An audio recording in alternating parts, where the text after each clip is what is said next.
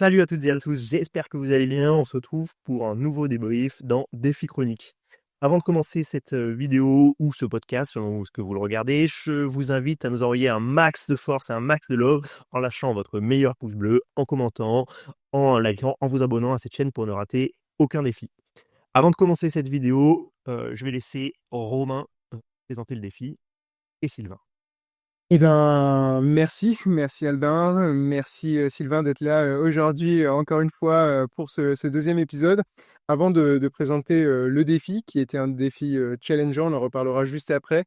Je vais quand même laisser Sylvain se présenter puisque le principe de défi chronique a déjà pris et nous sommes déjà passés de 2 à 3 participants en seulement un mois. C'est magnifique. Salut Sylvain.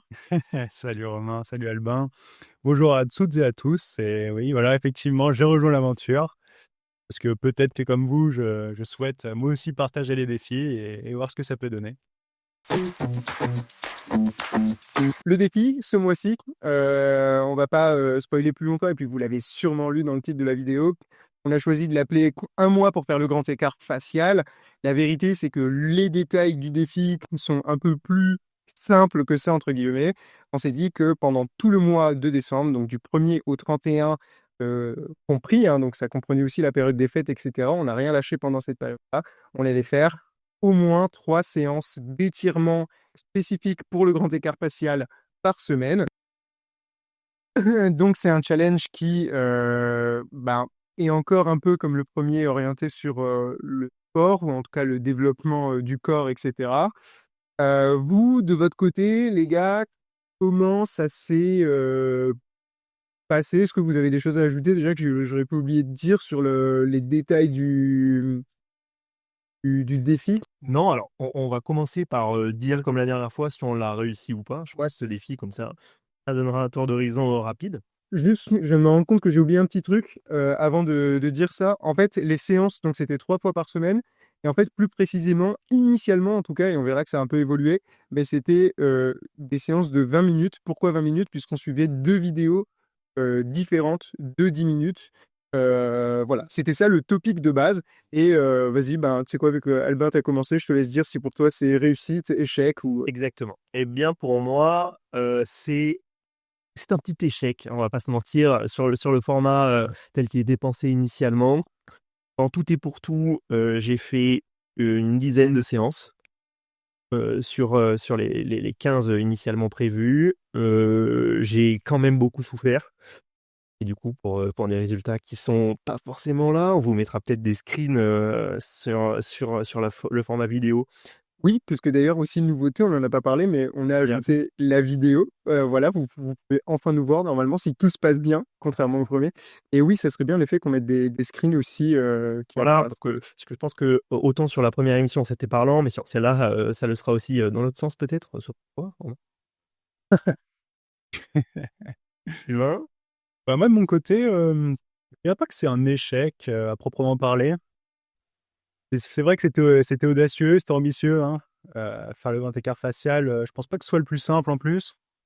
Euh, mais bon, le format qu'on avait choisi de démarrer, donc avec ces 3-4 séances par semaine, euh, pour moi, ça a donné des résultats.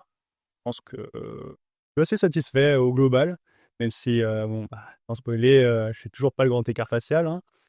Loin de là encore, mais j'avoue que voilà, moi, je serais pas tant dans le négatif, peut-être neutre positif, voilà, plus positif un peu, le petit bonus, parce que ça a quand même eu des effets intéressants de mon côté. Apprécier la souffrance? D'apprécier la souffrance, exactement. Et un peu de ridicule aussi, je pense qu'on l'abordera. Mais voilà, plutôt dans le positif de mon côté. Ok. Romain? Donc moi, sur le défi à proprement parler, c'est-à-dire faire 3 séances par semaine, c'est largement réussi. Donc j'ai fait au total 16 séances dans le mois, donc finalement ça fait une tous les 2 jours à peu près. Donc pareil, je détaillerai tout ça après. Par contre, sur le fait de réussir à avoir le grand écart, donc moi personnellement, mais là je parle pour tout le monde, parce que j'ai vu les photos de tout le monde, on partait tous de très très loin, pour ne pas dire de... bon, je trouve pas le terme le plus adapté, mais... T'es plus proche du bâton que du malabar, quoi. Très Ah oui, clairement, ouais, très clairement. c'était compliqué. zéro souplesse. D'ailleurs, peut-être qu'on détaillera aussi notre expérience passée avec la souplesse pour situer un peu le niveau qu'on avait de base. En tout cas, si on vous met les photos, vous verrez qu'on était vraiment très loin. Et je suis très content de l'expérience. Alors déjà, je me suis pas pris au jeu, c'est pour ça que j'ai fait plus de séances que prévu. J'ai adoré le défi et pour moi, c'est réussi aussi dans le sens où, entre le début et la fin, j'ai vu un réel progrès auquel je ne m'attendais pas. Et je n'en dis pas plus, j'en garde un petit peu plus pour la suite sur est-ce que je vais continuer, pas continuer, et éventuellement, est-ce que j'ai d'autres objectifs par rapport à ça après. Et j'en dis pas plus là-dessus. Bon, on a tous fait le tour de déjà est-ce que c'est réussi, pas réussi. Je propose finalement qu'on rentre directement dans le grand bain et qu'on commence à parler un petit peu de tout ça. Peut-être qu'on peut éventuellement commencer par justement notre expérience passée avec la souplesse. Est-ce qu'on en avait déjà fait avant ou si oui, quand, pourquoi, etc. Nos connaissances aussi sur le sujet, je Même préfère. retour d'expérience. Je pense qu'on peut commencer par un simple retour d'expérience, c'est savoir à quel point est-ce qu'on a souffert. Bah vas-y. Ça te tient vraiment. Mais genre, je pense que ouais, parce que c'est important de se rendre compte que c'était un défi qui, on le pensait, en tout cas pour ma part, me semblait plus facile à mettre en place que le premier, que le retour à la salle de sport, qui me semblait être un peu plus light. En fait, c'est avéré beaucoup plus compliqué parce que autant j'ai pris un certain plaisir à retourner à la salle de sport et j'en prends toujours parce que je n'ai pas arrêté. Autant là, c'est principalement de la douleur qui m'a accompagné. Beaucoup de douleur, une douleur un peu différente de celle qu'on connaît, mais très, très vicieuse. Agréable. Enfin, comparé à la douleur musculaire, celle-ci, tu l'as pas kiffé quoi. Pas du tout agréable parce que douleur difficile à maîtriser. Que quand tu te retrouves à avoir un angle de 40 degrés qui a été entre tes deux jambes et que tu commences à avoir les jambes qui tremblent dans tous les sens et que tu as l'impression que tu as les adducteurs qui vont exploser, bah, c'est pas facile. C'est moins facile que de pousser au final, que doit maintenir une position douloureuse. Et ça, on est tous les 3 d'accord? Alors, je suis d'accord sur le fait que les étirements, c'est maintenir une position douloureuse et du coup, c'est pas agréable. Enfin, c'est pas agréable au début. Et moi, c'est une douleur que j'aimais bien, tu vois. J'ai appris à aimer au cours de ce mois. Alors, bienvenue à tous les sadomaso qui nous écoutent sur ce podcast. Non, plus sérieusement, c'est, enfin, au point que à la fin, et je le détaillerai un peu après, mais je faisais beaucoup aussi des positions statiques. Je tenais genre 10 minutes et en fait, juste, je prenais un livre en même temps, je lisais et tant que j'avais pas trop mal à en mourir, ça continuait, quoi, tu vois. Donc des positions que tu peux et sur, vraiment des longues, Ouais, périodes. que je rajoutais en En plus plus des de séances. tes entraînements, et je sans te laisser J'explique la parole, mais tellement les résultats bonus qu'il a eu. Hein. Sur le difficile tableau. de s'y mettre, je trouve. Difficile, sur les 2-3 premières séances, de pas directement abandonner, quand, on ne voit aucun, résultat, même si on n'en fait pas non plus pour la reprise du sport à muscu, mais là, ça devient quand même très difficile. Je trouve les premières sont vraiment très difficiles. Ouais, je te rejoins tout à fait là-dessus. Hein. C'est vraiment le début qui était terrible. Mais juste pour revenir sur un point, donc pour revenir sur la douleur, au final, moi, ça me choque pas tant que ça. C'est vrai qu'il y a de la douleur, mais tu peux la contrôler. C'est vrai que tu testes tes limites souvent. Tu sais pas trop jusqu'où tu peux aller, sachant qu'il faut pousser justement pour progresser et que bon, vu qu'on suit des vidéos YouTube, bah, on sait que voilà, c'est pas forcément des professionnels, donc voilà, on a une certaine réticence. Mais je pense qu'à la salle, c'est à peu près le même combat. Quand tu commences à lever beaucoup, tu peux te retrouver à faire des exercices qui sont douloureux et potentiellement à te blesser aussi derrière. Donc moi, j'ai pas ce sentiment où je cloisonnerais vraiment, enfin, où je mettrais vraiment une distance sur la douleur particulièrement aux étirements comparé à la salle de musculation. Mais après, je pense que c'est plutôt du ressenti. Puis la musculation, une partie d'ego et voilà, tu veux aller à la salle, tu veux faire du sport. Alors que la souplesse, c'est là peut-être le jeu particulier, c'est que nous, on la recherche pas vraiment, on n'a pas trop d'intérêt immédiat à rechercher à faire le grand écart. Je pense que c'est là où tout s'est joué. Mais bon. C'est plus le ridicule que l'ego qui a joué, hein, très clairement sur le Mais ça, c'était surtout au début.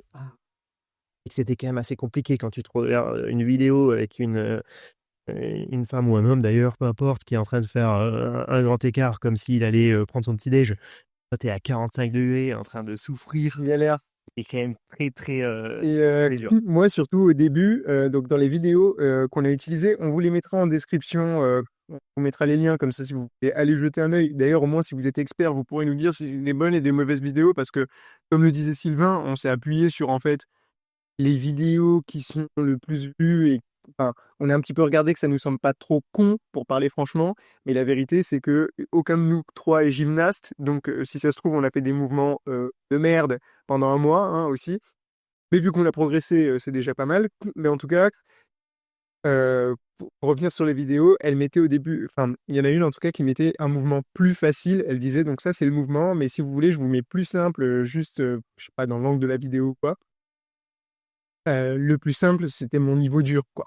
Mmh. Alors, et c'est ça où c'était bien, par contre, c'est que j'ai vu du progrès là-dessus.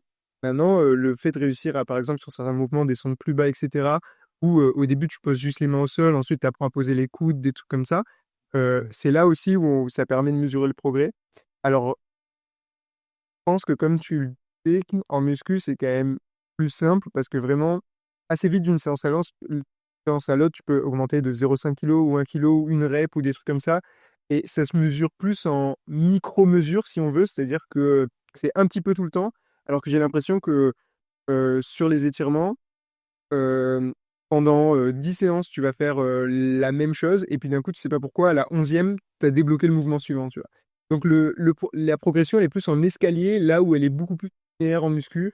Comme moi, c'est le ressenti que j'ai eu. Puis l'échelle est beaucoup plus claire à voir, à appréhender je veux dire, un nombre de répétitions, une charge Ouais. c'est quand même beaucoup plus visible et beaucoup plus notable qu'une sensation d'aller plus bas, une sensation de moins souffrir, sachant que il n'y a jamais de souffrance en moins, c'est toujours de la souffrance à son pic. Et c'est ça qui est assez terrible. C'est quand même compliqué. Après, une chose qu'on n'a pas faite et qu'on aurait pu essayer, c'est, je pense, de le faire en groupe.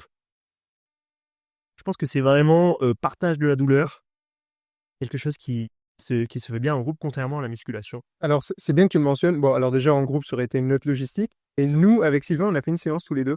On est allé une fois à la salle et à la fin, on s'est dit, bah, on fera nos étirements. Et du coup, on en a fait une ensemble. Alors, on était vraiment dans un couloir de Basic Fit parce qu'il n'y avait pas de salle dédiée dans un Basic Fit ou quoi. Donc, vraiment, les gens, ils passaient à côté. Et nous, on était en position en mode, tu savais pas si on s'étirait ou si on twerkait parce que, vu les écarts qu'on faisait, c'était scandaleux. Donc, la honte était là. Bon, après, Ah, tu moi, le ressens la honte. non, non, C'est beau à savoir, hein. j'allais dire justement, tu m'as coupé avant le regard des autres. C'est vrai que je pense bien, on avait un peu rien à foutre. Donc, finalement, c'est d'ailleurs moi qui ai dit à Sylvain, écoute, on monte nos fiacs, on s'en fout. Évidemment, on était habillés, rassurez-vous tous. Euh, mais du coup, on a fait la séance à deux. Est-ce que ça a aidé ou pas? C'est vrai que c'était rigolo. On a bien rigolé. Franchement, c'était bien. Après, ouais, j'ai vu que j'avais un peu de retard, hein. Parce que justement, quand tu disais les deux versions sur certains exercices, bah là, je te voyais faire la version 2 alors que moi, j'étais encore en galère sur la version 1. J'avoue que ça m'a un peu saoulé. Mais ouais, je pense que c'est très bien de le faire en groupe. Et enfin, moi-même, je l'ai fait plusieurs fois avec différentes personnes, étonnamment. Et c'est vrai que c'est beaucoup plus ludique parce que forcément, après, ça dépend avec qui on le fait, mais quand on a fait quelques séances, ah, on se sent forcément plus à l'aise et on voit aussi le gain qu'on a fait, même si on le sent au fur et à mesure des séances. Honnêtement, quand on commence, et c'est peut-être là-dessus que j'aimerais insister, quand on commence, mais c'est vraiment le ridicule ultime, hein. On nous propose des exercices, on essaye de les faire. En tout cas, moi, je pense que je partais potentiellement le plus loin en termes de niveau. Je commençais à les faire, en fait, j'arrivais pas à bouger. Certains, où par exemple, il fallait faire des bascules du bassin, par exemple. Ça, c'était dur. Le bassin est terrible, hein. La bascule du Assez bassin, mystique. Assez mon mystique. Dieu, hein, j'étais en train de me dire, mais qu'est pas ça, hein? Mais au final, je commence seulement maintenant à faire l'exercice et enfin, mine de rien, c'est quand même agréable de voir le progrès. Et voilà, l'effet de groupe, voilà, on voit aussi différentes manières de faire, des personnes qui ont aussi plus l'habitude ou qui ont peut-être un seuil de douleur plus haut, ou qui ont plus confiance en la rigidité ou la tenue de leurs muscles et de leurs tendons, hein, je ne sais pas. Ouais. Vas-y, vas-y. Oh, c'est super intéressant ce que tu viens de dire parce que tu soulèves le point qu'il y a quand même beaucoup de techniques de souplesse. Ça, c'est quelque chose que j'ai vu. c'est qu'à chaque fois que je parlais de souplesse avec quelqu'un pour essayer de me faire conseiller et cetera, j'avais des conseils qui étaient différents. Il y a énormément, même sur YouTube, hein, ça se retrouve facilement, de types, d'étirements différents, de façons de se diriger vers la souplesse, différentes, notamment sur le grand écart qui est quand même, pour le grand écart facial, l'exercice, «ultime» entre guillemets, sur lequel beaucoup de gens travaillent et donc c'est vrai qu'il y a une, diversité assez incroyable de techniques, qu'on peut plus ou moins s'approprier selon, les douleurs, sur tel ou tel exercice. Ouais, carrément. Et alors, juste par rapport à ce que dit Sylvain avant, je rebondis sur un truc, alors là, c'est pas sur la notion de groupe, mais pour moi, un autre avantage qu'on a, c'est aussi qu'on peut faire ça à la maison assez facilement comparé à la muscu. Alors, on peut se muscler à la maison, mais voilà, on n'a pas de barre, de bench, on veut, etc. Et juste la petite aparté pour dire que c'était quand même, d'un point de vue logistique, pas compliqué à réaliser. Enfin, moi, j'ai pu les caser assez facilement, les séances. Et par contre, j'ai une question pour toi, Albin, par rapport à ce que tu viens de dire là, donc sur le fait que, en effet, il y a une grande diversité, d'exercices et cetera. Moi, j'ai vu une vidéo, je crois qu'on a regardé la même, qui est celle, d'Eric Flagg, où, il parle, du grand écart. Je crois qu'on l'a vu tous les 2 parce qu'il me semble qu'on en a parlé. Exactement, oui. Il y a un moment, il mentionne dans sa vidéo qu'il y a une notion au moment où tu veux y arriver, où, tu as un blocage au niveau des hanches et qu'en fonction de, comment tes os sont mis et cetera, Heu, a priori, tout le monde peut réussir le grand écart, mais la position n'est pas exactement la même d'une personne à l'autre. Et d'ailleurs, ma question, elle va plus loin que ça, parce que je te vois faire une tête, c'est: est-ce qu'en réalité, parce que en tout cas sur les vidéos sur lesquelles on s'est basé et ce qu'on entend d'internet, un peu comme tout d'ailleurs, tout le monde peut réussir à tout faire, mais alors la question elle est: est-ce que vraiment tout le monde peut réussir à avoir le grand écart d'un point de vue biomécanique? Et est-ce que tout le monde peut l'avoir sans un moment se blesser aussi? Moi, je sais que j'ai eu des petites douleurs au genou, j'en reparlerai après, mais d'abord, je te laisse répondre à ça, pour pas perdre tout. Et alors, je vais faire des rappels de base très, très simples, anatomiques même. Je vais revenir à l'anatomie. Le bassin, c'est une structure, qui est à la fois, assez simple et assez, complexe. Le bassin, il est, composé de gros os qu'on appelle les os iliaques, et on a la hanche qui est composée donc de l'iliaque et du fémur. La tête fémorale, elle peut avoir, des variations selon les différentes personnes et surtout, c'est une, articulation qui est soumise, à l'arthrose. Articulation, qui va venir, se rigidifier au fur et à mesure, du temps, de l'âge.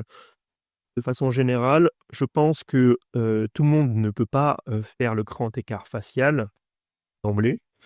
De par des, têtes fémorales, qui pourraient avoir, des formes anatomiques un petit peu différentes qui viendraient, bloquer articulairement, un mouvement, abduction extrême, abduction éloigné comme ça, son membre périphérique de l'axe central et d'autant plus qu'avec l'âge passant, l'arthrose se mettant en place, on va avoir, en plus d'autres phénomènes anatomiques et physiologiques de rigidité, rigidification. Donc non, je pense que le grand écart facial, c'est quelque chose qui est possible, c'est quelque chose qui est possible par peut-être plus de gens qu'on ne le croit, mais je dirais pas que tout le monde peut faire le grand écart et encore moins tout le monde peut faire le grand écart en 1 mois.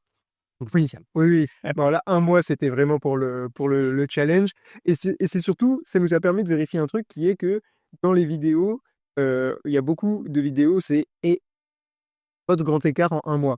Bon, on vous le dit, on en a fait, 2 où ils disent ça, et le fait de cumuler les 2, ça nous a pas permis de l'avoir. Je pense que ça dépend vachement d'où tu pars aussi. Ah oui, clairement. Mais de toute façon, ces filles-là, clairement, elles, on voit leur niveau de départ, c'était très éloigné du nôtre, hein. Ah oui, oui, des années de lumière, hein. Mais cependant, pour elles, c'était tous les jours, hein. Et nous, on l'a pas fait tous les jours. Oui, un gymnaste n'arrive pas à avoir le grand écart facial, avant un bon moment. Donc, nous là, commençant à partir de notre piètre niveau, c'était quasiment impossible qu'on puisse y arriver même en un mois. Ouais, ouais, clairement. Mais bon, c'était bien de se c'était Eh bien, on et risquait plus la blessure. on risque là, ça fait après, moi, je me suis pas surmené dans le sens où, par exemple, ça m'est arrivé à un moment de commencer une séance, de sentir qu'elle était un peu trop douloureuse, et en fait, de m'arrêter à la première vidéo. Du coup, c'est une séance que j'ai pas comptée, et je me suis dit qu'en fait, donc c'est surtout des douleurs au niveau des genoux que moi j'ai eu. Donc je sais pas si ça vous l'a fait, mais vraiment dans la position quand tu viens te mettre en grand écart, Il y avait des moments où ça me tirait donc au niveau de l'intérieur des cuisses, mais par contre, ça me tirait aussi sur l'intérieur des genoux, donc pour ceux qui regardent la caméra, ici quoi vraiment. Hem et en fait, ça, j'ai l'impression que c'est dû au fait que je manque de souplesse dans, l'arrière des jambes, ne serait-ce que, le fait d'être, droit et de venir toucher ses pieds, quand on est debout. Ça, c'est un mouvement dont j'ai beaucoup de mal et je me demande si, en fait, heu, forcer le fait d'essayer d'avoir le grand écart facial, ça a un réel intérêt si tu es pas, souple de manière ultra polyvalente, c'est-à-dire souple au niveau, des lombaires, du bas du dos et cetera pour, faciliter certains mouvements et souple de toutes les jambes de manière générale. Parce que, contrairement à ce qu'on pense, je pense que c'est bien, d'augmenter son écart, d'entrejambe, je sais pas si c'est le bon terme et au final, c'est tout le reste. En fait, je pense qu'il faut même de la souplesse au niveau des chevilles puisqu'à la fin, les pieds se retrouvent dans des positions un peu, Ouais, bizarres clairement, clairement. et ça, au final, quand, je sentais que j'avais trop de douleur, c'était, ben, dans les étirements que je travaillais pas, plutôt que dans l'étirement que je travaillais parce que sûrement que le muscle était chaud et sûrement qu'à force de le travailler tous les jours, ça allait mieux que des trucs qui étaient des dommages collatéraux, on va dire, de ces étirements-là. Après voilà, peut-être que je dis des conneries, mais là, c'est purement, personnel comme ressenti, Non, non, quelque chose qui est très vrai, c'est qu'en fait, le principe de la souplesse, c'est de venir servir la mobilité. ouais, La souplesse, c'est la capacité d'une articulation à se mouvoir sans être limitée par, la tension, que vont exercer les muscles, la tension à l'étirement. Je reviendrai peut-être, dessus tout à l'heure, quand je vous expliquerai quelle est, la technique que j'ai fini, par appliquer moi pour mes étirements, qui est une technique, que j'ai repris de mes cours, d'ostéo. Mais la souplesse doit venir servir la mobilité. Une souplesse extrême, je suis pas sûr qu'elle vienne servir la mobilité puisque on va être dans des amplitudes qu'on n'a pas l'habitude, d'avoir et qui sont pas là pour servir, de façon générale notre mobilité au quotidien. Je pense pas que tu viennes, commencer à balancer ta jambe en abduction à 90° tous les 4 matins voilà, pour aller chercher, ton goûter, ça te servira pas à grand chose. Donc non, la souplesse pour la mobilité, oui. La souplesse dans l'extrême, comme peut l'être le grand écart facial, c'est un défi et ça va pas servir, je pense, de façon générale, la mobilité au quotidien, donc c'est pas forcément, ouais, d'ailleurs, on a vu aussi un peu quand même l'émergence que réseau YouTube, enfin tous ces trucs-là. Avant, je pense que allez, et avant c'était il y a, 7 et 10 ans, il y avait beaucoup de vidéos souplesse, étirement et maintenant on voit beaucoup plus des routines en mode flow de yoga, mobilité et où c'est des mouvements qui, mélangent, heu, un peu tout mais pilates, finalement yoga, beaucoup de pilates, beaucoup ouais, plus qu'avant, c'est vrai. exactement et d'ailleurs on m'a conseillé donc j'ai ma cousine qui a fait beaucoup de gymnastique, qui maintenant a une salle de sport et cetera, m'a conseillé quand je lui ai parlé de ce défi là pendant les vacances de Noël, elle m'a dit, «En fait, je vous aurais plutôt conseillé de faire des flows de yoga, parce qu'en termes d'étirement ça marche, beaucoup mieux et c'est beaucoup moins, contraignant pour le corps». Il y a beaucoup moins de contraintes physiques, Voilà, beaucoup moins agressif pour le corps. exactement Oui, c'est vrai. et du coup, bon peut-être qu'on aurait dû faire ça et ça me permet de rebondir aussi sur un autre truc que j'ai remarqué un peu dans les vidéos et que parmi les différents exercices qu'on faisait, donc notamment pour la première, la vidéo était plus qualitative en termes de présentation sur le chrono et cetera que la deuxième des vidéos. Encore une fois, on vous mettra les liens et j'ai trouvé qu'il y avait des exercices qui me semblaient un peu plus marketing. Dans ma tête, ils les ai appelés comme ça dans le sens où j'ai l'impression que tu fais le mouvement parce que, c'est un peu innovant, tu le vois nulle part ailleurs et cetera, mais j'ai pas l'impression qu'il t'apporte un réel truc et c'est d'ailleurs pour cette raison que à la fin de mes séances, moi j'ai ajouté bon après, moi ma C'est extra. ouais voilà, moi, ma D'accord, hein. ma ma mentalité c'est vraiment, dans la vie pour beaucoup de choses, c'est tu veux obtenir un truc, tu ce truc et tu prends le chemin le plus paraît logique et au final le meilleur moyen d'avoir le grand écart, pour moi c'est de faire le grand écart et du coup, ben, juste de laisser la gravité, faire son travail et c'est pour ça que je me mettais dans certaines positions et que j'attendais en fait de manière statique que la gravité, fasse, son travail. Voilà, donc j'ai vu un gars qui parlait ça dans une vidéo, c'est pour ça que j'avais décidé de tester, je l'ai ajouté à peu près à toutes mes séances et pareil encore une fois, je sais pas si c'est le truc, forcément le plus opti quoi. Oui, je vais laisser juste la parole à Sylvain. Un petit disclaimer, de façon générale, dans le monde de la santé, les étirements, c'est quand même, un sujet qui est controversé. Oui, ça m'étonne C'est pas. un sujet qui amène beaucoup de controverses. Un médecin ici, on n'est pas kiné, on n'est pas expert sur la question. On n'entend pas apporter des vérités générales. C'est un sujet dont on sait qu'il est très controversé. C'est un sujet pour lequel nous, on va pas vous donner de vrais conseils ou vous dire que voilà, s'étirer, ça va permettre de changer votre vie, etc.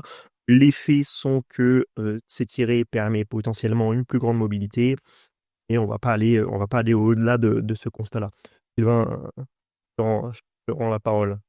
C'est très bien. C'est vrai que là, j'ai envie de rebondir sur pas mal d'aspects. Donc, pour continuer sur le disclaimer, je pense que c'est très important de dire ça, hein, parce qu'au final, oui, on nous donne notre avis avec ce qu'on peut avoir comme expertise, etc. Mais bien sûr, c'est à ses limites.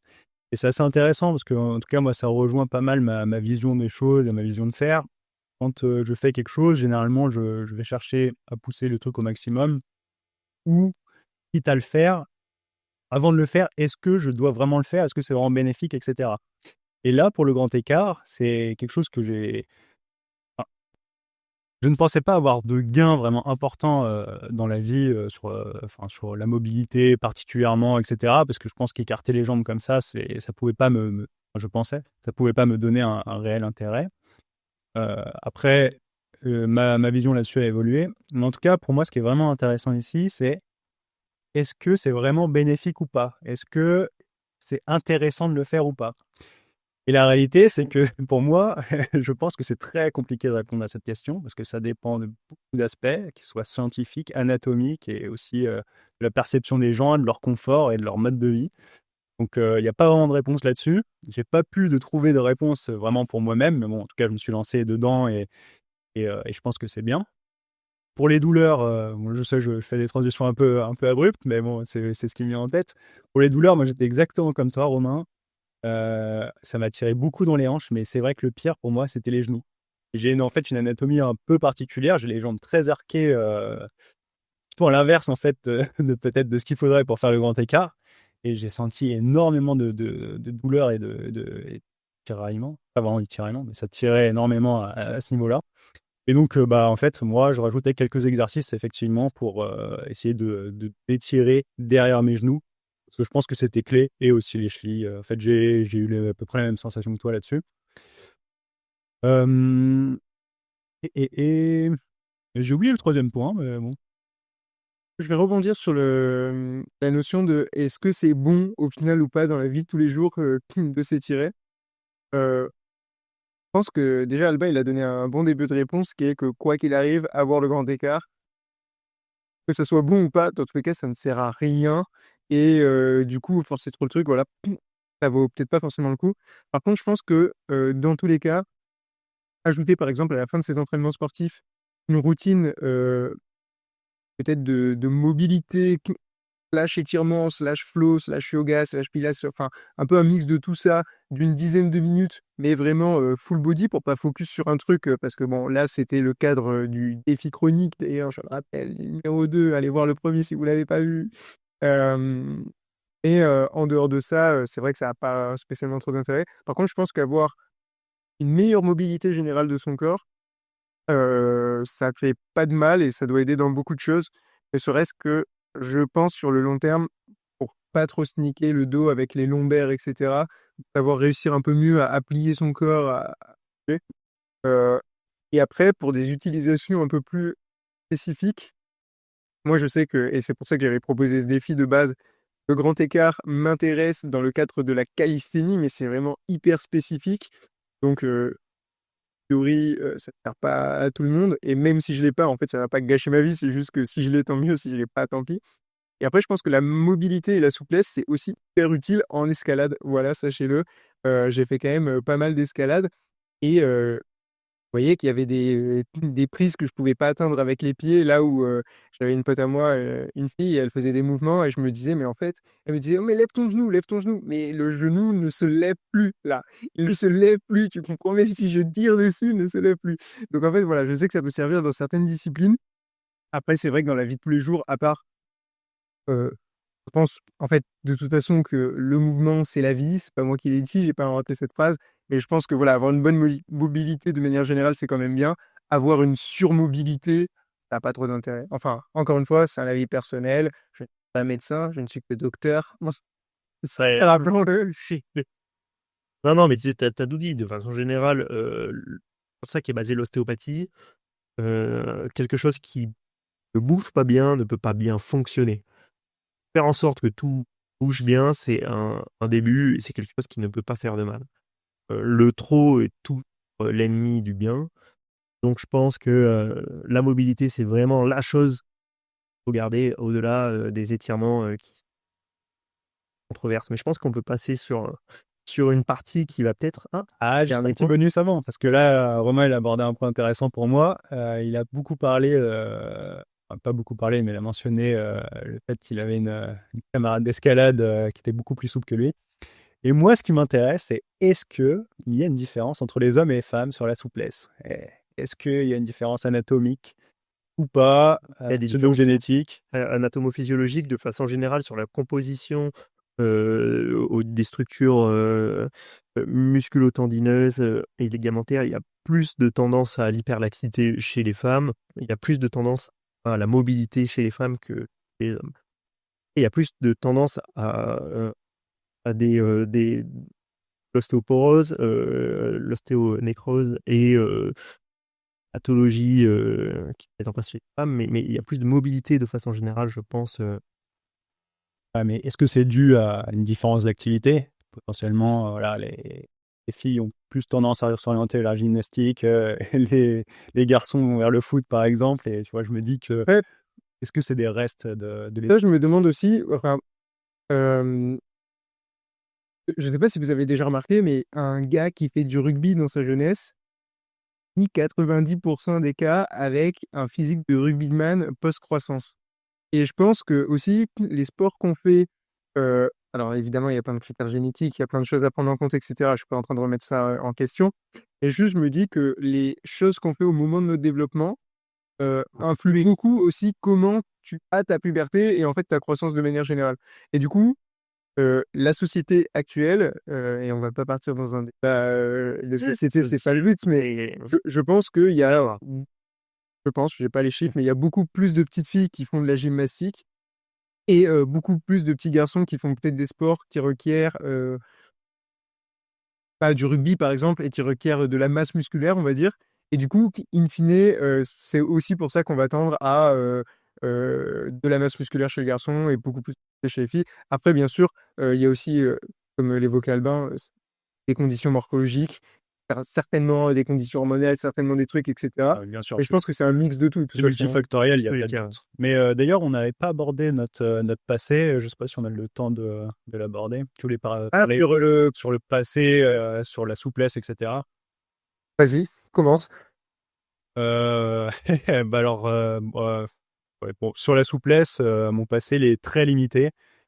J'ai commencé à en faire seulement à l'université, quand je faisais de la boxe universitaire et seulement la française. Je faisais de l'anglaise et de la française et avec un cours par semaine. Donc sur un an et demi. Et c'est là où, ouais, effectivement, bah, j'ai travaillé la souplesse et aussi j'ai commencé à entrevoir de comment ça se passait. Qui est concrètement, tu te mets dans une position et t'appuies, tu tires dessus, quoi. Tu tires sur tes muscles, tu tires sur tes tendons et c'est comme ça que tu vas progresser. Et voilà. Et après ça, j'avoue que je me suis pas vraiment remis. Ça a toujours trotté dans ma tête à me dire que effectivement j'avais besoin de mobilité, que ce serait important pour mon bien-être. Après avoir été sédentaire pendant pas mal de temps, j'ai arrêté le sport pendant toute ma thèse et un peu après aussi. Je l'ai repris il y a un an à 2 ans maintenant. Donc j'avais vraiment ça en tête. Mais c'est vrai que sans m'y remettre sérieusement. Donc là, c'est vrai qu'avec le défi chronique, ça m'a tout de suite attiré et je me suis orienté dessus. Et voilà. Sinon, non, j'ai pas d'autres épisodes de souplesse qui me revient tout de suite. Moi, de mon côté, la souplesse, j'en avais jamais vraiment fait. Enfin, pareil, en fait, comme j'ai fait pas mal de sport et que tu as toujours des coachs dans un sport X ou un sport Y qui te font quand même faire quelques étirements, quelques ci, quelques là. Et voilà, j'en ai jamais fait plus que ça. J'ai essayé de le bosser un petit peu, bah, justement pour la calisthénie, donc que ce soit via des exercices de mobilité ou via des étirements purs. Mais j'ai jamais su m'y tenir justement parce que ça me saoulait de faire des séances de ça et puis peut-être aussi que je m'y prenais mal, je voulais faire des séances trop longues et puis bref, en vrai, j'ai jamais, tenu le truc et j'ai jamais mis l'énergie nécessaire pour, avoir de réels progrès, hein, faut dire les choses telles qu'elles sont. Donc là, pareil, moi, tout de suite, quand il y a le mot «défi» avant le truc, je le fais. Donc là, ça tombait bien. Il y avait écrit «défi», étirement, donc au moins j'ai rien lâché et tout et c'est vrai, voilà, pour le coup, ça aide d'avoir une rigueur et cetera. Ça permet forcément de voir mieux les résultats, mais d'un niveau, web passif, non, en fait, j'avais pas grand-chose et c'est certainement d'ailleurs pour ça que mon écart max était de, 40 ° et encore 40 ° je pense qu'on est gentil. Heu, voilà quoi. 40 ° si on les cumule à ceux du thermomètre quoi, tu vois? Non, mais c'est vrai que c'est assez intéressant. De toute façon, en général, je pense qu'on partait vraiment de loin. Il faut comprendre ça. Moi, la dernière expérience de souplesse que j'avais, eue, c'était certainement au baby judo. Ah oui. Voilà, donc on peut remonter loin. J'exagère un peu, j'ai terminé, les arts martiaux, il y a ça doit 15 ans. J'en avais jamais, refait depuis. On avait fait quelques étirements, en ostéo, c'est vrai que pour le coup, j'ai certainement un petit peu regagné, même si c'était beaucoup plus sporadique et de façon générale, un étirement pour qu'il soit efficace, en tout cas la façon dont on le voit en ostéo, c'est qu'il faut qu'il soit dynamique. On verra, ensuite sur les types d'étirements qu'on faisait. Il faut qu'il soit maîtrisé, mais il faut surtout et avant tout qu'il soit récurrent, qu'il soit fréquent. Ouais, bien sûr. Et la fréquence qui définit le degré, de progression. Il y a vraiment pas de secret et c'est ingrat au possible. C'est qu'un étirement, il n'est efficace que si il est, répété de façon constante et ça, c'est quand même assez, et c'est ce qui rend la chose, Je vais même aller incroyable. plus loin. Est-ce que c'est pas vrai pour tout finalement, tu vois? Que Oui, mais finalement c'est encore plus vrai pour ça, oui, bien sûr. parce que c'est maintenant tous les jours quotidiens où, Bien sûr, mais tu vois, il y en a beaucoup qui échouent après avoir, fait, un truc, 6 heures par jour pendant une semaine oui. et après une semaine, voilà, c'est Je suis d'accord. mais je Mais suis dans le cadre de nos défis, beaucoup plus compliqué, j'ai trouvé, que de reprendre la salle de sport où au final, ben, les séances se ressemblent pas toutes. Les séances, sont quand même assez variées. Les séances nous permettent de faire des choses qui sont différentes et qui nous permettent de pas nous lasser.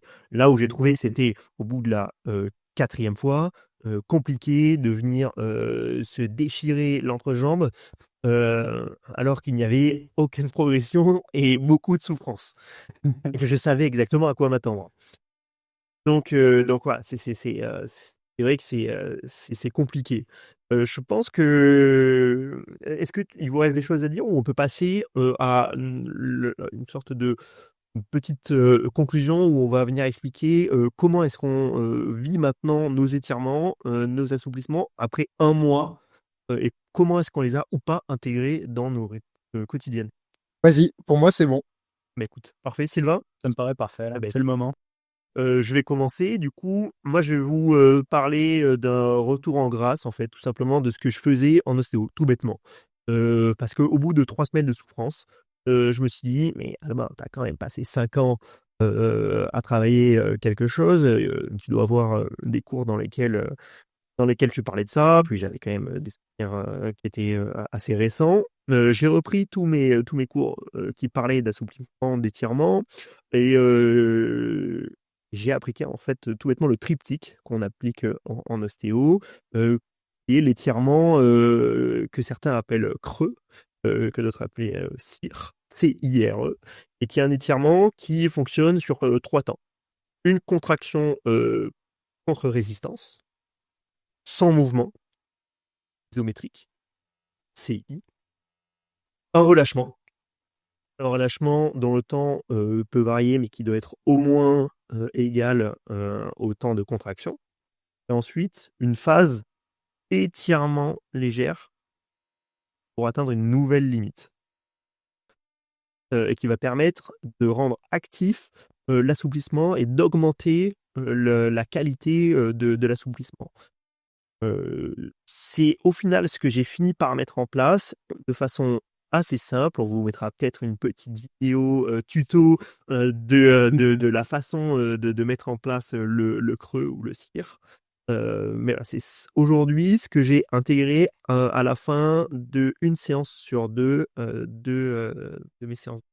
Et Parce que- Et alors, attends, juste du coup, ça veut dire que ces étirements, tu les as intégrés pour les continuer, vraiment, j'imagine. Je les ai intégrés, mais peux dire quelque chose, c'est que je les ai intégrés de façon beaucoup plus globale. Je ne m'entraîne plus que sur le grand écart. Voilà, ce que j'allais te Je demander. m'entraîne sur la mobilité de façon générale et les assouplissements de façon générale. Ok. Générale. Et juste pour qu'on comprenne bien la technique, tu as un exemple d'exercice un peu Oui, plus... bien sûr. Imaginons qu'on veuille travailler une souplesse au niveau de l'épaule, par exemple, sensation de ne pas pouvoir aller en arrière. Ben, je vais venir me mettre accolé à une barre. Je vais essayer de rechercher l'étirement qui me semble être l'étirement maximal que me permet pectoral. Et puis, je vais venir contracter contre cette barre quelques secondes. Je vais venir relâcher ensuite, relâcher au maximum. Je vais attendre un moment, ils sont sûrs de bien relâcher. Et en même temps, ça aide. Et ensuite, je vais venir étirer mon muscle jusqu'à retrouver une barrière musculaire. C'est important de venir sentir, en mettant la main comme ça, sa barrière musculaire. Et ça, tu le répètes un nombre de fois, c'est-à-dire que le cycle étirement supplémentaire, étirement supplémentaire, étirement supplémentaire. Généralement, je le maintiens jusqu'à avoir l'impression de ne plus progresser. Ouais. Ou maximum 6-7 fois.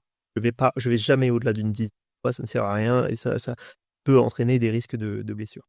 Et alors, juste une question pour nos fidèles abonnés et podcast listeners, je sais pas comment on peut appeler ça, mais voilà. Auditeur, Auditeur, tout simplement. Ouais, auditeur, c'est très bien. Est-ce que tu as t'as fait une routine qu'on pourrait aussi ajouter ou alors t'as pas ça sous la main? Alors non, j'avoue Non. que je le fais Il y a vraiment. vu que tu l'avais fait pour la muscu, par exemple. Ouais. Je le fais beaucoup plus au feeling parce que c'est quelque chose, comme je te l'ai dit, que j'ai mis de façon moins Ouais, facile, voilà, et que j'avais envie de faire un petit peu plus plaisir. Donc je me suis dit, ok, bah, sur la séance pec, à la fin, je vais venir étirer mon articulation gléno-humérale. Sur ma séance jambes, je vais venir essayer de travailler ma mobilité au niveau des chevilles, au niveau des genoux, pourquoi pas au niveau des hanches. Et je vais venir travailler comme ça, de façon un peu ponctuelle, la mobilité plus que vraiment la souplesse dans des exercices un peu plus globaux qui peuvent être aussi des exercices de musculation, hein, parce qu'un exercice de gainage, par exemple, Ah, bien sûr. peut se fait à travailler la mobilité. Hein. Bien plus travailler la mobilité que vraiment la. Ok. Au final, Voilà. nos exercices, en tout cas ceux qu'on a suivis avec Romain, bon, toi aussi un peu Albin, hein. Mais il y avait aussi du gainage, hein. J'avoue que moi, j'ai vu qu'à la fin, j'ai plutôt enchaîné les séances pour rattraper un peu de retard, hein. Ça n'a pas été une expérience linéaire, hein. J'avoue que j'avais des courbatures, mais c'est improbable en fait à l'intérieur des cuisses, genre des muscles, là, que je pensais pas. En tout cas, entre des gros muscles, des petits muscles qui passaient au centre des muscles des cuisses, par exemple. Et je me dis, qu'est-ce que c'est que ça? Est-ce que c'est quoi? Est-ce que c'est mes... Et là, du coup, à un moment, on a appris à les rencontrer. Peut-être, hein, c'est Mais peut-être. en fait, je pense que nous, on n'a pas rencontré ces douleurs-là parce qu'on a fait le premier défi chronique. C'est celui où on allait à la salle se muscler. Et du coup, on avait déjà ce qu'il fallait dans les jambes pour préparer le deuxième. La question, c'est est-ce qu'il sera là pour le prochain défi connu ou est-ce que ce ne sera qu'un passage fugace dans cette émission? Il va l'invité mystère. Ah, sérieux, vous aviez zéro courbature Non, moi, j'ai pas eu. Non, moi, c'était ultra ciblé sur les cuisses. Ok, intéressant. J'ai eu, Ouais, effectivement, j'aurais dû me charger en créatine. non, j'ai pas eu de douleurs musculaires, etc. ce que je pouvais avoir, c'est par exemple le lendemain, là, si je réenvoyais une séance le lendemain ou quoi, Ouais, j'avais mal. Oui. je sentais que ça tirait, mais au moment où je faisais l'étirement, etc. T'inquiète, hein, moi, le point, c'est simple, hein. La deuxième partie, là où j'ai enchaîné, c'était douleur sur douleur. Et j'y allais. Bravo. Et Oui, je savais où j'allais. Hein. il a dit réussi ou échec au défi, lui? Non, ça réussi. Mais en fait, c'était Ça borrait un peu la réussite. Hein. Moi, j'ai bien l'impression que la réussite facile, on est vraiment dans l'esprit défi chronique, je sais pas. On lui laisse sa chance, on lui laisse l'esprit du doute. Et Romain, tu nous as dit que toi, tu continues. Du Oui, coup, alors moi, du coup, j'ai l'impression que le défi est devenu tien. alors moi, j'ai adoré le défi. En même Alors, temps, c'est lui qui le voulait. oui, en même temps, c'est moi qui le voulais, c'est vrai. Sachant que pour le prochain défi, on a mis en place un sondage, bien sûr, et c'est ce qui va être mis en place à partir de maintenant. Vous aurez la possibilité de choisir parmi le défi qu'on vous proposera directement le défi du mois ou de quelques mois suivants Sur YouTube. sur YouTube. Voilà, sur YouTube, dans vos abonnements, si vous êtes abonné, vous pouvez voir. Ça apparaîtra généralement quelques jours après la publication du podcast, et vous pourrez directement, parmi 3 ou 4 propositions, sélectionner les défis qui vous intéressent le plus pour le mois d'encore après. Donc là, par exemple, lors du podcast de novembre, on a fait voter celui de janvier, et puis là, de celui de décembre, ça sera pour du coup celui de février, etc., etc. Donc, tout ça pour dire que oui, je vais continuer ce challenge-là. Alors, sûrement pas avec la même rigueur, c'est-à-dire au moins 3 fois par semaine, etc. Parce que déjà, dans 3 jours, je commence un nouveau travail, donc je ne serai plus dans la situation qu'on appelle le chômage, qui donne quand même une grande liberté de temps et d'organisation. Donc voilà, mais je pense qu'à la fin de mes séances de muscu, euh, et d'ailleurs, j'aborde aussi elle-même complètement différemment que ce que je faisais avant, mais bon, c'est pas le sujet. J'intégrerai au moins entre 10 et 30 minutes en fonction du temps, des envies, etc., de ces étirements, parce que j'ai réussi quand même à descendre bien bas au niveau du sol, c'est-à-dire On vous que... mettra un extrait maintenant. Bref, tout ça pour dire que je vais continuer. Et je pense, en tout cas, je vais me donner ce défi-là. J'aimerais continuer jusqu'à fin mars et voir si en 3 mois supplémentaires, donc ça veut dire qu'avec un intervalle de 4 mois, en commençant avec un niveau éclaté, il est possible, sans non plus trop s'acharner, mais sans non plus être feignant, d'obtenir le grand écart facial. Donc on se retrouve pour l'épisode de fin mars qui sera sur une autre thématique, mais sur laquelle, si j'y pense, je vous ferai une petite aparté pour rappeler cette histoire de grand écart. Parce que moi, j'aime vraiment le challenge, et maintenant que j'ai un peu progressé, j'ai pas envie de m'arrêter maintenant. J'ai envie d'aller jusqu'au bout. Et puis peut-être que c'est mes jambes qui lâcheront avant le mental. Moi, j'ai un petit défi. Si tu arrives à le faire, je pense que tu pourras te lancer sur le 10 mètres chronométré. Parce que d'ailleurs, vous connaissez le record du monde de 10 mètres grand écart.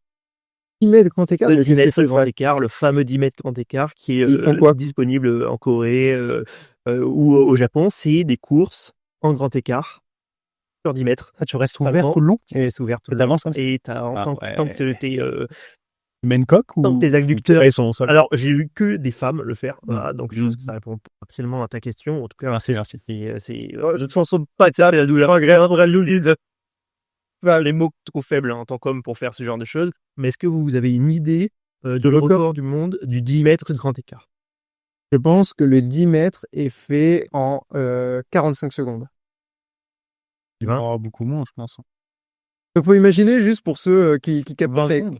Je vais essayer de décrire au mieux à l'oral, mais en tout cas, ceux qui ont la vidéo. Donc, admettons mes bras là, c'est en grand écart.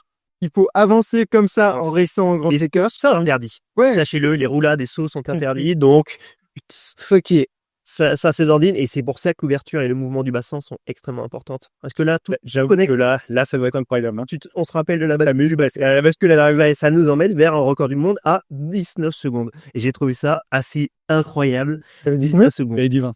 Hop, hop. Qu'est-ce que je gagne? Ça, personnellement, je pense que tu gagnes potentiellement le droit de revenir le mois prochain. Le doigt dans le nuage, j'arrête. C'est le défi qui t'a déjà échoué. Non. Moi, je fais des fenêtres roulantes.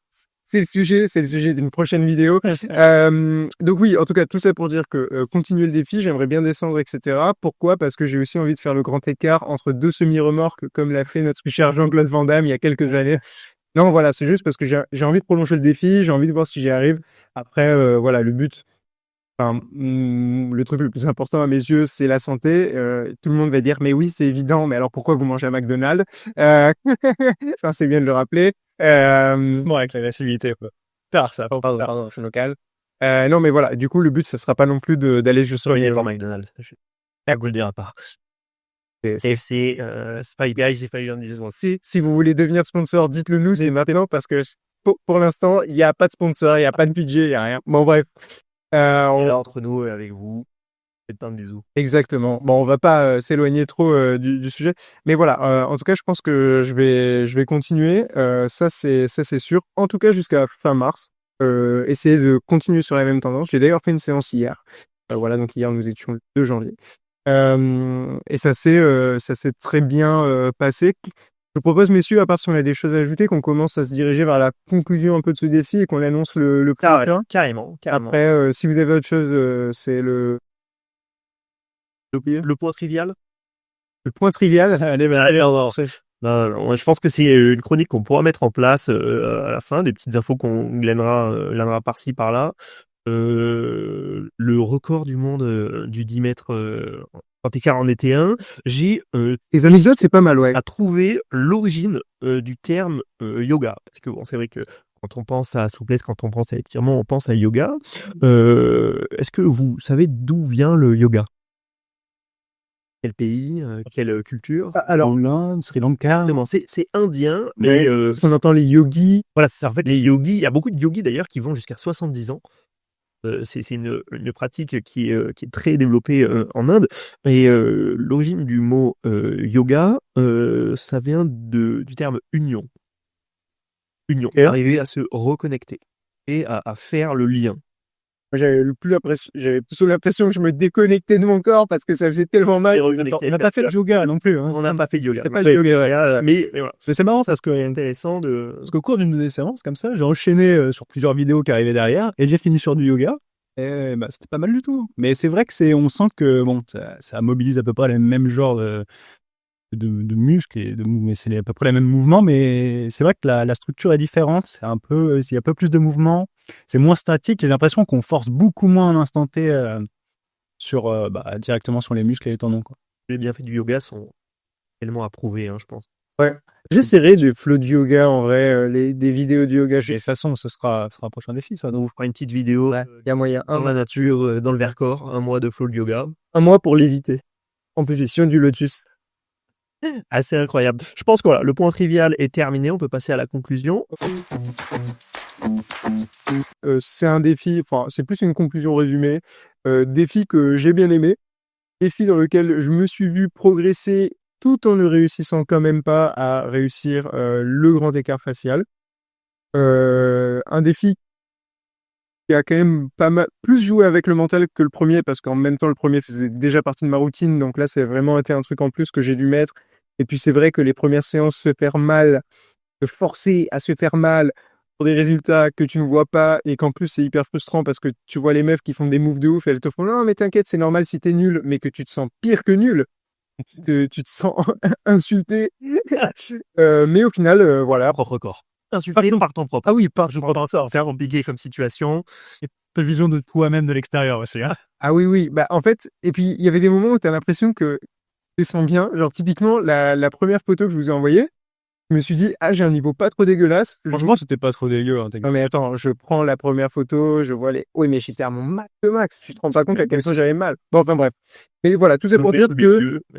Conclusion, un défi qui, avec le temps, j'ai appris à l'apprécier au point de là le continuer quelque temps. Et puis qui, j'espère, sera un succès. Restez connectés. En tout cas, je peux vous dire une chose, c'est officiel. Et on arrive un jour à faire le grand écart facial.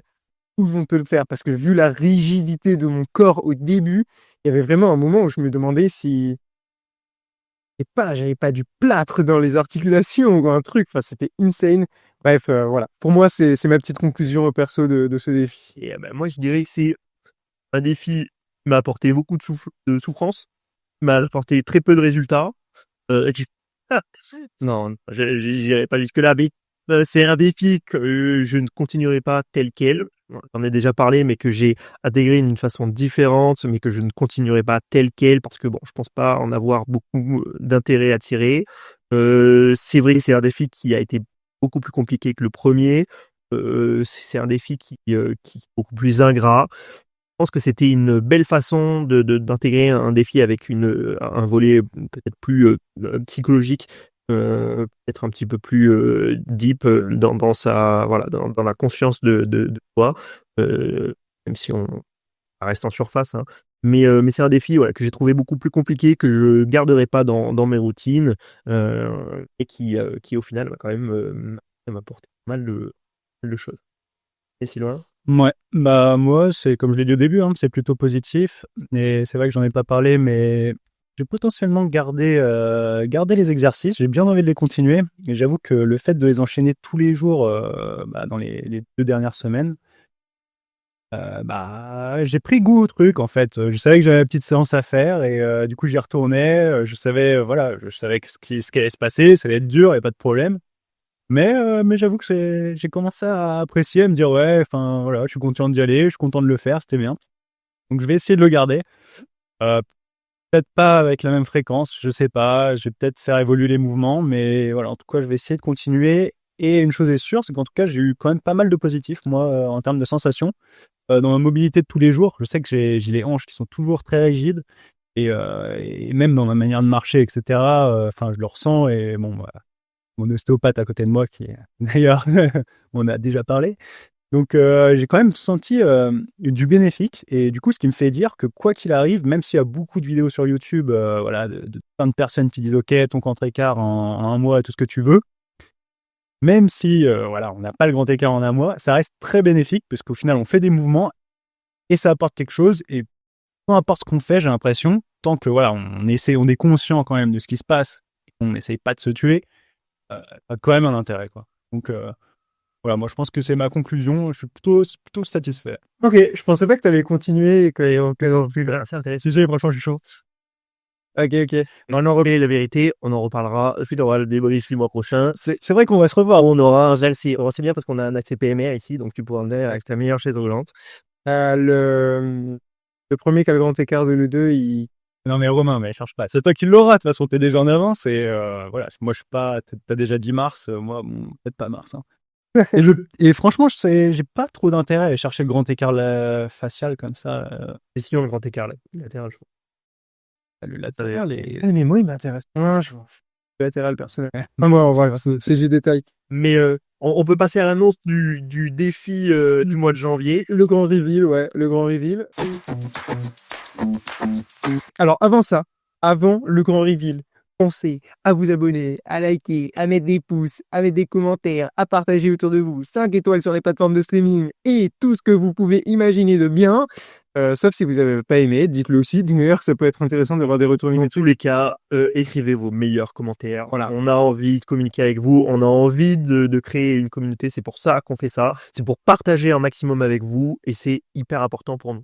Exactement. Et d'ailleurs, si vous avez déjà tenté de faire le grand écart ou que vous avez déjà votre grand écart, faites-nous un peu votre retour aussi et n'hésitez pas à aller voir les vidéos qu'on a mis dans les descriptions pour nous dire si ah oui c'est pas mal ou ah non c'est de la grosse merde ce que vous avez fait, etc.